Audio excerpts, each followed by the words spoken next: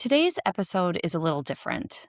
We're recording in real time in the middle of Minnesota, where everything is happening here and across the country. And before we talk about what we believe, what we think, or what we're called to do, we want to start with how this feels to be human right now. Many of us are carrying anger, grief, confusion, fear, and deep frustration. We're witnessing pain, violence, and misinformation. If you feel unsettled, exhausted, or emotionally raw, you're not wrong and you're not alone. Jesus never asked us to bypass our emotions. He met people in their pain first and then invited them into a deeper, more loving way forward. So today, we're sitting with the weight of this moment. We're naming what we're feeling, and then we're turning to Scripture to ask an honest question. How are we called to respond spiritually when everything feels divided, volatile, and inflaming? This conversation isn't about choosing sides. It's about choosing humanity. It's about resisting dehumanization, holding on to love without becoming passive, and asking what it looks like to follow Jesus with integrity in moments like this. Wherever you're listening from, you're welcome here. Let's take a breath and step into this together. And with that, let's dive in.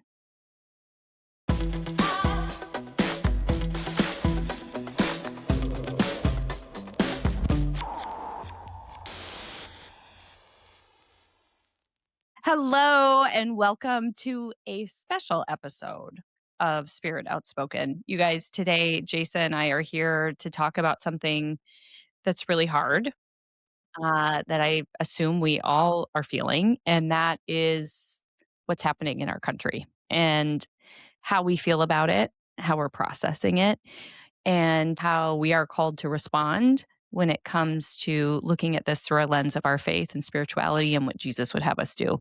But we want to start off, first and foremost, I think, by recognizing that this is a sensitive topic, right? And we recognize that not everyone in our audience has the same political views, and we are not trying to make this political, but rather we want this to be a time for us to honor the feelings that we're having as human beings, but also begin to look at how we can start to move past some of those very real, very human things and move more into a state of spiritual being. Is that the Yeah. right way to say that? Yeah, I would Yeah. I would say, like, yeah, part of this is just right, acknowledging these really heavy emotions, but yes, we wanna do what Jesus would do, for sure. But also, we need to move into a better mental state because if we're holding on to these emotions, it only hurts us, Right. right? And it's only gonna impact our energy and how our kids feel. So it's like part of this is, yes, like acknowledging how to move through this with love and compassion, but also if you're feeling hopeless and just in this like tornado of emotions, like how do you step out of it for a moment to recenter? Yes. And also, how do we begin to work towards healing as a country? Right. Right Yes. now, we are so divided. We all feel it. And how do we move past that? And how do we get back to more of a place of peace and unity, which is so desperately needed? How have you been feeling these last couple weeks and especially this last weekend with Alex Preddy's death? Yes.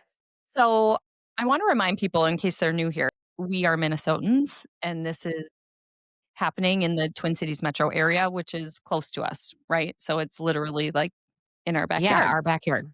And I think that does change how you experience this. It feels very real. It feels very surreal to watch the national news and see your local community with protests and ICE agents and Being hurt. and people being hurt and it looking almost like a war zone on the streets of your city. It feels Yes. very different. And even though I would say we've been pretty sheltered from it personally speaking, like we aren't Mhm. right where it's happening, I feel like that energetic is palpable Oh, for and sure. tangible, For sure. Um, I've been having a really hard time. Um, I've felt everything from rage to confusion to disbelief to how did our country get here? How have we gotten so far from compassion and just a basic level respect for humanity and how we treat people. Mhm. Um, I don't know. That's my initial take. But how about you?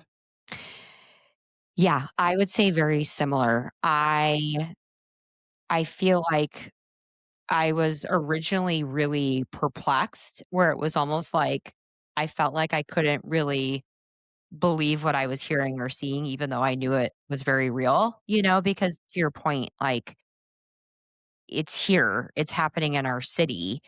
And it's almost like, well, is it really as bad as it seems?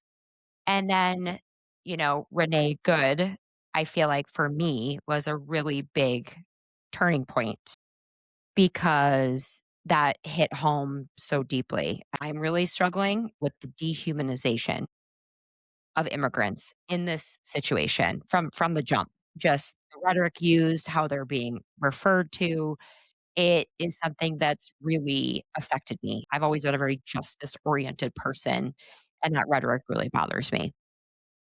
But it sounds terrible, but it's true. When you can all of a sudden see yourself in the situation, it becomes so real. And that was my realization of like, "Oh, still happen." And I feel like at that moment, I went from, like, really concerned to really scared. And then when Alex Petty was murdered, I went to full-blown rage. I almost had, like, a nervous breakdown on Sunday, and I had this physical response where it very tangibly feels like the world is coming to an end or something horrible is happening, and I'm hopeless. And I had this, like, complete panic response. And I don't know, I feel like it's really hard because then I go to this irrational place of who can I blame in my mind? Like, who can I get upset about? And I have loved ones that, like, that think and voted differently than I do. And, but it's like, you stop and take a step back. It's like, okay, that is not a healthy place to go. But it's a very human emotion when you're angry to wanna, like, put that anger somewhere. So I'm just being honest, like, that was, like, totally how I was feeling. I had to really recenter myself yesterday, and I'm in a much better place. No, the one thing that we talked about offline was just this this need to find space to allow for us to feel these really heavy, deep, intense human emotions. But then at the same time, find the humanity in others. And you guys, Absolutely. Jason and I were talking, this goes on both sides, right? For Because sure. look, I, as someone who is so triggered by this, immediately want to go to all ICE agents are evil. Yep. Anyone who, voted different than me, like, look at what has happened. Again, I Blame. want to blame and Blame. I want to Totally. I want to use a big broad paintbrush Mhm. to paint a group of people, and that hurts all of us. And that's It what we does. have to remember. Like, we have to be able to get back to a place where we see the humanity in others even when it's hard, especially when it's hard, right? That Yes. 100%. What happens when we group people in categories like that? It's really easy for us to dehumanize them. It's really easy for us to make them this collective enemy. And that is really the problem, right? That you're saying that are on both sides. And like, listen, like, I don't think Rachel and I need to say we are so vehemently opposed to how people of color and our neighbors in Minnesota and across the US are being treated, full stop. So nothing about this is any type of permission, No. but it's a version of what people are doing when they say all immigrants are criminals, all these people. Yeah. So it's like, so it's tempting, I guess is my point. When you're in pain, you want to blame, but it's really important that we hold ourselves accountable, that this cycle doesn't continue for perpetuity until till many somebodies say stop the madness. I think it was Gandhi that was like, an eye for an eye and the whole world is blind. Yes. Every one of us has a responsibility at some point, no matter how much we've been hurt. We have to be able to pause, to get grounded, and somehow find a way forward. And I think what happens so often is we start out here with where we disagree, but let's go back to where we all agree. I think every single one of us wants to live in a country where we feel safe and free and our loved ones do as well. That's what this really comes down to, right? Absolutely. So let's start there. And yeah, we might disagree on how we get there, but like, let's remember that under all of this collective fear and craziness right now is everybody just wants to be safe and free, It's so true. you know? I And know. I just think eh, I think it's an important distinction as well that as we're talking through this about getting grounded and having compassion and seeing the humanity in others, we are not saying that justice is not served. We are not saying that if a crime has been committed, that there is no recourse and there is no liability and people are not held accountable. That's not what we're saying. But we're just saying that in order for us to move forward as a country, we have to begin healing. And it's so obvious that we are so divided right now. This reminds me of a scripture that's blessed are the peacemakers. It's really important that we acknowledge everything that you're saying. There's accountability. There's a firm stance against racism, hatred, things that Jesus consistently spoke out against over and over and over again. Love thy neighbor, love thy neighbor, love God, then love your neighbor, protect the vulnerable. That is not a negotiable if you are a Christian, in my opinion. Okay. Like, I get it. But with all of that said, we still have a responsibility to bring Jesus into the fold where he also preached a lot about forgiveness, love your enemies. And it reminds me of meta. Like you're really pissed off, send love to yourself and send love to your enemies. And it is a really I think it was Ram Dass and he really despised a political leader in his time. There was somebody that he just was like, no, this Yeah. guy's no good. And he had a picture up on his I think it was like his nightstand or whatever, and he would pray for that individual every single morning when he woke up. And that's what you and I really wanna talk about is that love in it of itself can be a really high form of rebellion. I don't care the insults that you fling at me. I know who I am in Jesus. I know that I am going to hold up his principles of loving thy neighbor and everything. But like at some point, yes, there's accountability, but we have to draw some kind of distinction between accountability and holding anger and spewing anger and promoting violence or promoting continued division. That's where I think we really need to dig in and like Yeah. revisit where Jesus was. Yeah. And if we look at how Jesus lived, right, we know that he himself felt deep, heavy emotions, which we ourselves are feeling. He acknowledged wrongdoing. He Yes. called people out when they weren't acting justly, Oh yeah. fairly. No. He prayed for the people who persecuted him. And one thing I've been praying for a lot lately is just for hurts to be softened all around. Whichever side you're on right now, just allow people's hearts and minds to be open and allow compassion and understanding and humanity to come to light, right? We need that Yes. so desperately. So, okay, I feel like because I have personally been really struggling. I'm going to be totally honest and vulnerable. Even when we like set out to do this episode, I was like, I don't even really know personally how to do this because I do, like I said, I'm very justice oriented. I do feel like there's a non-negotiable around right and wrong when it comes to humanity and just being so opposed to cruelty and what we've been seeing. Yes. I don't think that this is an instead of. I think that this is an and I Yes. think that that's what I've been missing because, like, I personally don't know how to separate. There is no room for me to say, like, okay, well, maybe there's racism going on because they've been raised in that culture, and maybe it's like I'm trying. I'm trying to like find empathy, but at the end of the day, like there really needs to be a hard line for like how we treat people, and For there's sure. no excuses. But I think what and I'm like really like I'm literally realizing this in real time. So I've been like struggling with like, okay, well, how do I get myself somewhere else? I don't think I need to shift out of that. I think I just need to add more of what Jesus taught us about loving and praying for enemies. And that's probably the antidote to a lot of my anxiety and fear that I've got going on. Again, this is not we just excuse No. inhumane treatment.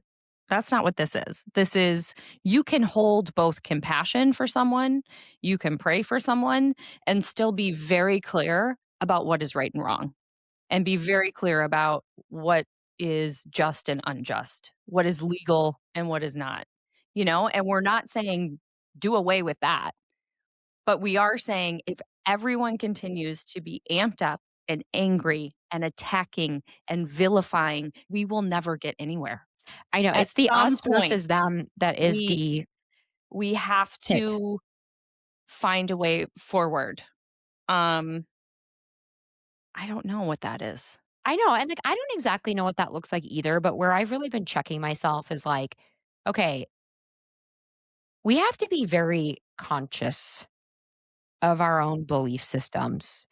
And we have to be accountable to how we view anger and violence on the other side, right? Like, it's very simple to say, like, well, would I have been as deeply affected if it was a protester who harmed an ICE agent? And as a Christian and a follower of Jesus, the answer to that needs to be absolutely yes. Absolutely, yes. I need to be as deeply disturbed with any loss of life. And I think, like, that's a really good way for us to, like, bring that humanity back. Like, I will not fall into the trap of us versus them, regardless that is a child of God. Regardless, right? Like, any loss of life is tragic. So, in light of everything that's been going on, and in light of how hard and heavy this is, it's times like this where we need to get grounded. And Mhm. then, as spiritual people, it really helps to go back and always look at what did Jesus say? What did Jesus model? What did Jesus do? And what am I called to do as a Christian? Right? Because that can help us in the midst of all of this confusion and chaos and anger and hurt and rage to ground us a little bit. And I think it's the true and probably only way to move forward and really begin to heal as a country and as a nation. And it's what we need to do. Right. Yes. So when we look at Jesus, right, and we look at his life, I just want to talk a little bit about the culture that he was in because he was in a very politically charged, violent climate. So, Roman occupation, right, Mhm. where there was state violence and corrupt religious leadership and gaslighting from both political and spiritual authorities. So when you think about that, it's very similar to some of the things that we've seen happening, Yes. right? Right. Like, we think that we live in unprecedented times, and we're like, "Wait, no, we've read about this Right. before." Humans are humans are humans, right? And the same thing just repeats. Yes. Yeah. So it's helpful to look at how he responded during those times. And the first thing we see is that he wept, right? We have so many instances of him feeling his feelings. And I think that's really important for us during this time is allow yourself time, space. You guys, I didn't even realize like the amount of not only anxiety, but grief that I'm feeling over this. I went to bed the other night and I had been not doing a good job of finding balance with social media. I was scrolling, scrolling, scrolling. And I saw something about a kid and I just thought about my own daughters. I know. And this little boy had gotten off the bus, and a sheriff was hugging him and helping him because he didn't know where his parents were. And as a mom, I It's just like, unbearable to it think is about. unbearable. And I think if there's nothing else, especially as women, as parents, like, isn't that one thing that we can all connect to is like to look at these children and to go, oh my gosh, the trauma, the fear, the everything. My point being, through that process, I felt such an intense wave of grief of the harm that's being done. Um, whether you believe in this or not, you have to at least acknowledge the trauma that this is putting families through. And that to me is heartbreaking. Yes, And I think there's a grieving process yes, for our for country, sure. for our nation, for feeling like you can't help, and I just was so overwhelmed by it all, right? But allowing Yeah. ourselves to feel that and allowing ourselves to feel whatever we need to feel in the moment, right? To Yeah, process. it's the thing okay, so there are a few things. There are so many things that are going on right now that are disturbing, scary, horrifying, all of it, and we're also living in a time where we're seeing things minute by minute play out. We are getting exposed to horrific, violent, heartbreaking things every minute. And it's completely natural to have these feelings of anger, sadness, grief, frustration, hopelessness, right? Like I've had every version of that, you know, and it's really hard to see this play out in real time. So part of this discussion, I think, is acknowledging how people are feeling. And it's normal to have all these feelings. But what we would like to do in a time of feeling helpless is how do we take some of our own spiritual agency back Right. by looking at what Jesus did Yeah. in these situations? Yeah. And one thing that we see is that Jesus always refused to dehumanize on all sides. The verse that really focuses on this is Matthew 5:44. Love your enemies and pray for those who persecute you. Now, this is not passive love, right? This is refusal to become what harms us. And I love that distinction. We will not allow ourselves to become hardened. We will not allow the evil that we see in this world to turn our heart and make us hard and evil in return. And unfortunately, I Oh, think I love that's what that. I'm seeing is I'm raging pissed and justifiably so. But now what is this doing to me? And what am I putting back out there because I am so angry? We have to be able to hold that tension of fucking A, I am so outraged right now, but I will not let this consume me and I will not let this change who I am. I love how you put that. And I think that's a really strong distinction because when Jesus said, Blessed are the peacemakers, he didn't say peacekeepers, Right? right? So That's a there good need distinction. right? He didn't Yes. say Yeah. peacekeepers. And I want to be clear about that. Like there's absolutely no permission here whatsoever for the things that have been playing out. So I think like if we can find this balance where we are unwavering in the truth and the way of Jesus, which was love our neighbor, protect the vulnerable, feed the hungry, like Yes. what you did for the least of these, you did for me. If we are unwavering in that, Yes. but we are also able to separate that from mirroring right back hate, prejudice. That is the challenge for Christians. That is the challenge for spiritual people is how do you stand unwavering in your beliefs and what you know to be true and what you know wholeheartedly is what Jesus would do without falling into the trap of hate, violence, deceit, et cetera, et cetera. Yeah. And this is not excusing it because we also see Yes. that Jesus confronted power. Jesus was super firm against hypocrisy, corrupt leadership. Yeah. He made it very well known. I mean, like one of the very few times that you see Jesus lose his shit is Yeah. when he flipped the tables and it was calling out religious hypocrisy. And he did that many, many times. He talked about you're like a tomb with a white veneer, but you're decaying inside, right? Like Yeah. he called it out consistently. And he also calls us to pray for our enemies, Right. right? So Yeah. we have to be able to find the space for both. And anybody who says, like, well, no, you're being too permissive, absolutely not. Like, Right. there is a boundary and a firm place of this is acceptable and this is not. What we're trying to do is challenge ourselves to say, like, okay, we know that holding these negative emotions is horrible for us. It's horrible for our health, our anxiety, our kids feel it, our families feel it. So it's like part of this is for me Right. and you. But the other part of this is like, okay, usually the right thing to do is the hard thing to do. And the Right. hard thing right now is to somehow still say, I'm so pissed, but how can I love and find a way to not perpetuate the hate and harm Yeah. that's existing as our current situation? Sometimes for me, I have to just take out that word love, even though I know the Bible says it. Lately, I've been replacing that, and maybe this will be helpful to other people too. I have to get back to at least seeing the person I am angry with, the group that I am angry with, as human. I have to see them as human. We have to watch our rhetoric. We have to watch how we talk. And trust me, I'm guilty of it. I have been so angry. Absolutely. We're all angry. So I'm working on this too. I'm not acting But like you're I'm a really good point about how we lump people into groups. Like this is what happens. Like the psychology of racism, right? Is like, okay, I have fear and I am going to categorize this group as the enemy, right? They lose their individual humanity when that happens. We could do that on both sides. It's like it's obviously not a form of racism to say like, okay, all all people on the opposing side are wrong. But as soon as you lump everybody and you make snap judgments because of how somebody's identifying them, you're falling into a very, very dangerous trap. And if we look at Jesus again, he was the antithesis of that. He You know? continually met with people who were painted with broad brushes, right?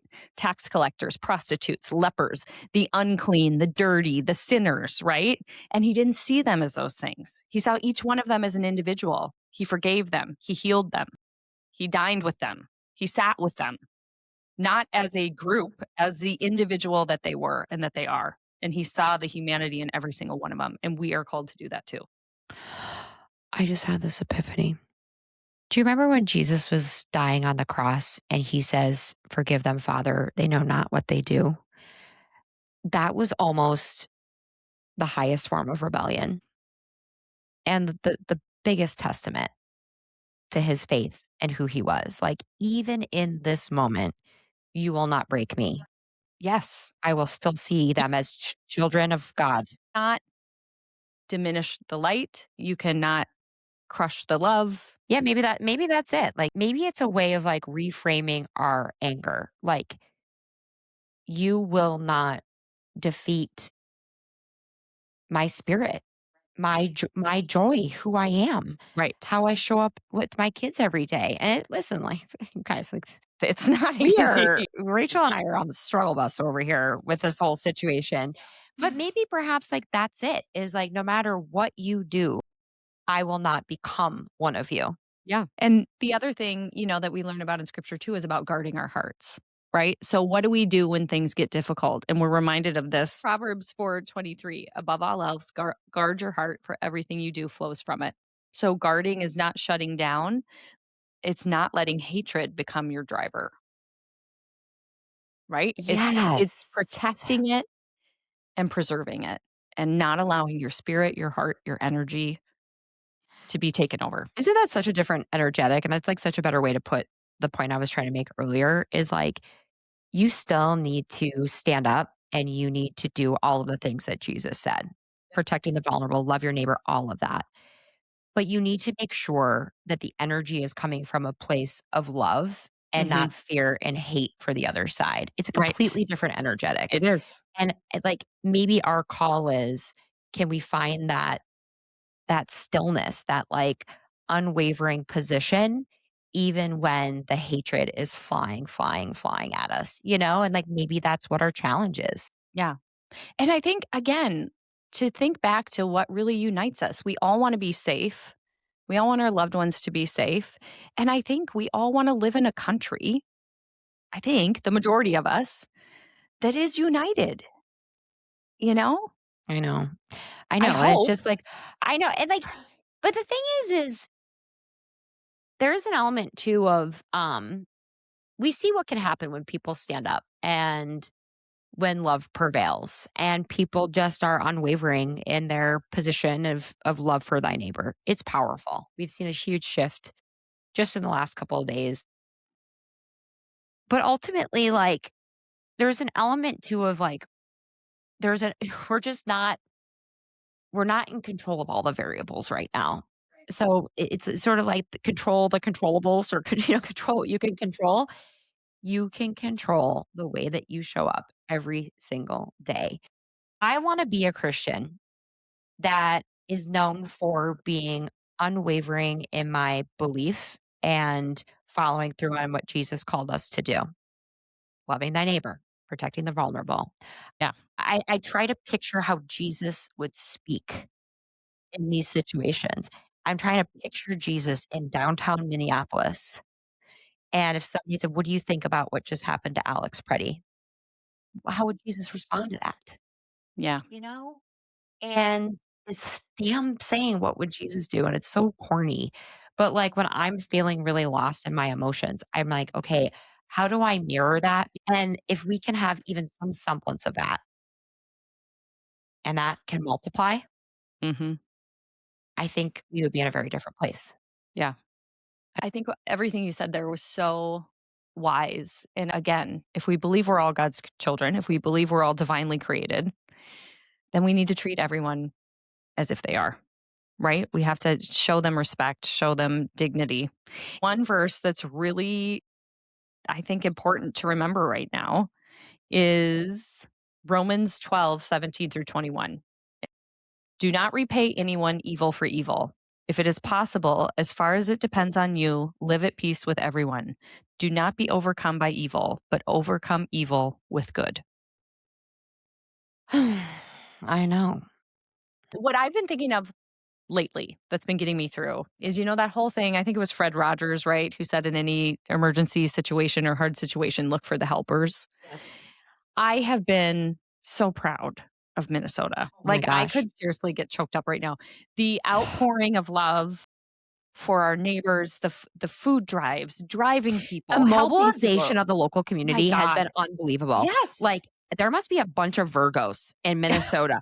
There are It's all of these community leaders, and they have yes. pods, and they're running down supplies. They're working through churches and schools, and like okay, this isn't a religious movement, and yet when I look around and I look at what's happening across the US, I see Jesus in Minnesota.